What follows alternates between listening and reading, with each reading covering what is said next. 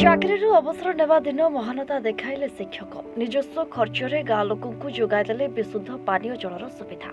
ପୁରୀ ଜିଲ୍ଲା ଅସ୍ତରଙ୍ଗ ବ୍ଲକ ପାଟସୁନ୍ଦରପୁର ପ୍ରକଳ୍ପ ଉଚ୍ଚ ବିଦ୍ୟାଳୟରେ ଦୀର୍ଘ 18 ବର୍ଷ ଶିକ୍ଷକତା ପରେ ଅବସର ନେଇଥିବା ଶିକ୍ଷକ ମାଗୁଣୀ ମଲ୍ଲିକଙ୍କ ମହାନତାର ଚିତ୍ରକୁ ନେଇ ଦେଖିବା ସ୍ପେଶାଲ ରିପୋର୍ଟ।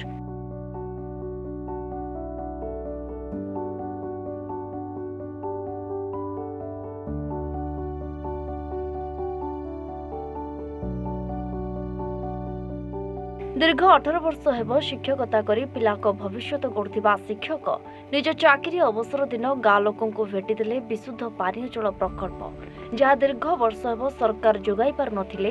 ଗାଁ ଲୋକମାନଙ୍କ ପାଇଁ ତାହା କରି ଦେଖାଇଛନ୍ତି ଶିକ୍ଷକ ଜଣକ।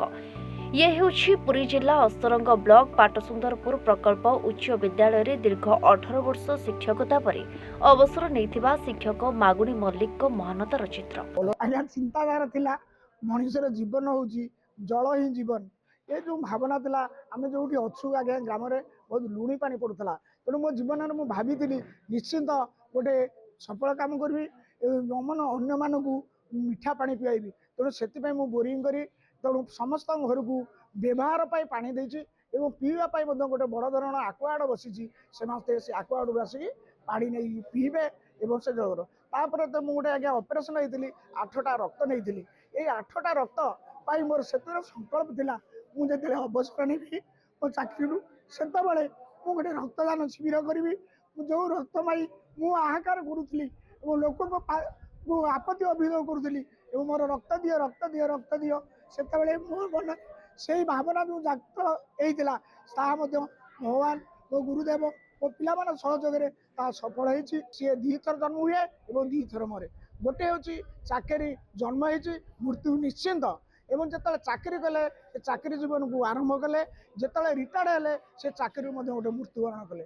ତେଣୁ ମୋର ଚାକିରି କାଳରେ ଯାହା ମୁଁ ସଞ୍ଚୟ କରିଛି ତାହାକୁ ଲୋକଙ୍କ ବିନିଯୋଗରେ ଲାଭ କରିବା ପାଇଁ ଆପ୍ରାଣ ଚେଷ୍ଟା କରିଥିଲି। ଯାହା ଭଗବାନ ଚେଷ୍ଟା କଲେ ତାହା ହେଉଛି। ଅନ୍ୟମାନେ ତ ରିଟାୟାର୍ଡ ହେଉଛନ୍ତି, ତାହେଲେ ନେଉଛନ୍ତି, ତାହେଲେ ନିଆର ଧରଣ ମୁଁ ଚେଷ୍ଟା କରିଥିଲି। ସ୍ଥାନୀୟ ଅଞ୍ଚଳବାସୀ ପାଣି ବୁନ୍ଦେ ପାଇ ବହୁ ଅସୁବିଧାର ସମ୍ମୁଖୀନ ହେଉଥିବାର ଚିତ୍ର ସେ ଦେଖି ଆସିଥିଲେ। ବାରମ୍ବାର ପାନୀୟ ଜଳ ପାଇଁ ସରକାରଙ୍କ ନିକଟରେ ଗୁହାରି କରି ଆସୁଥିବା ବେଳେ ପୂର୍ବତନ କ୍ରୀଡ଼ା ଯୁବ ବ୍ୟାପାର ତଥା ଆଇନ ମନ୍ତ୍ରୀ ତୁଷାରକାନ୍ତି ବେହେରାଙ୍କ ପାଖରେ ଗୁହାରି କରିଥିଲେ, କିନ୍ତୁ ନା ଶୁଣିଥିଲେ ମନ୍ତ୍ରୀ, ନା କରିଥିଲେ କୌଣସି ସମାଧାନ।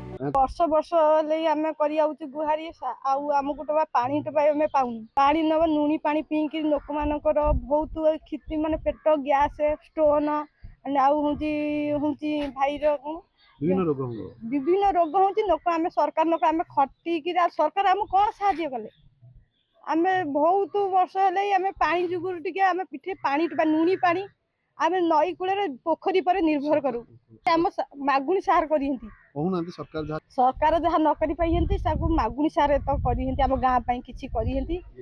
ରିଟାୟାର ପରେ ହାତରୁ ପଇସା ଖର୍ଚ୍ଚ କରି ତାଙ୍କ ହାତରୁ କାଟିକିରି ସେଥିରୁ ଖେଟି ଘାଣ୍ଟି ରଖି କମ ଇଏକୁ ତଥାପି ସାର ଯେତିକି କରିନ୍ତି ଆମ ଗାଁ ପାଇଁ ପାଣି ଇଏ ପାଇଁ ଆମ ମୁହଁରେ ଟିକେ ହସ ଫୁଟେ। ଏବେ ବି ପାଣି ଟୋପେ ପାଇ ଡହଳ ବିକଳ ହେଉଥିଲେ ଗ୍ରାମବାସୀ।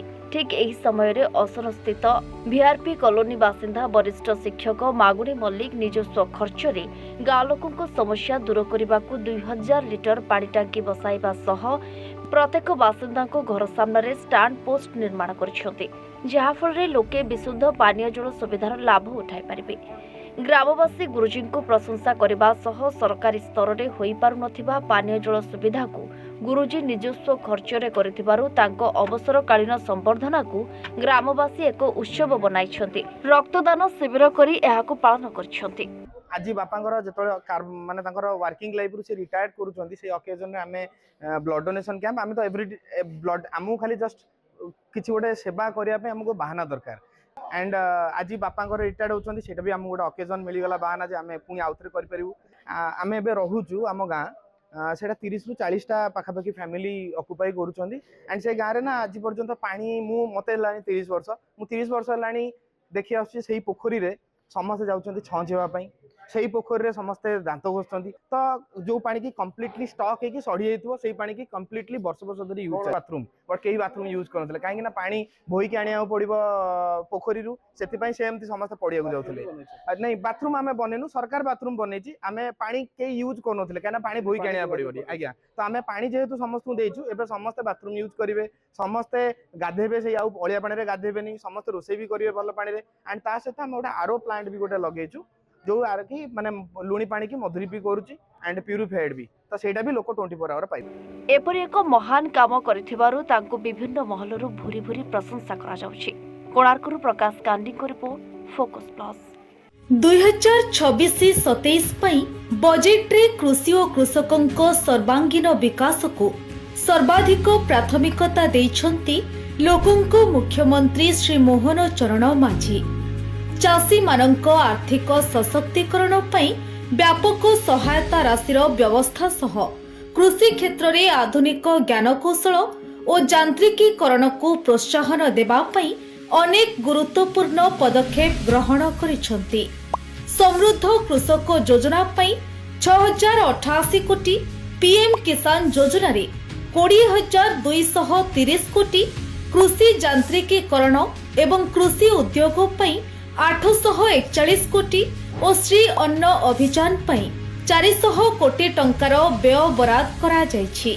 एही बजेट अधीन रे पुष्टि शस्यर चाष और व्यवहार को वृद्धि करने सहित ग्रामीण अर्थनीति को सुदृढ़ करी ओडिशार प्रतिटी कृषक परिवार को एक समृद्ध और आत्मनिर्भरशील भविष्यत प्रदान करने को लक्ष्य रखिछंती लोकंक सरकार।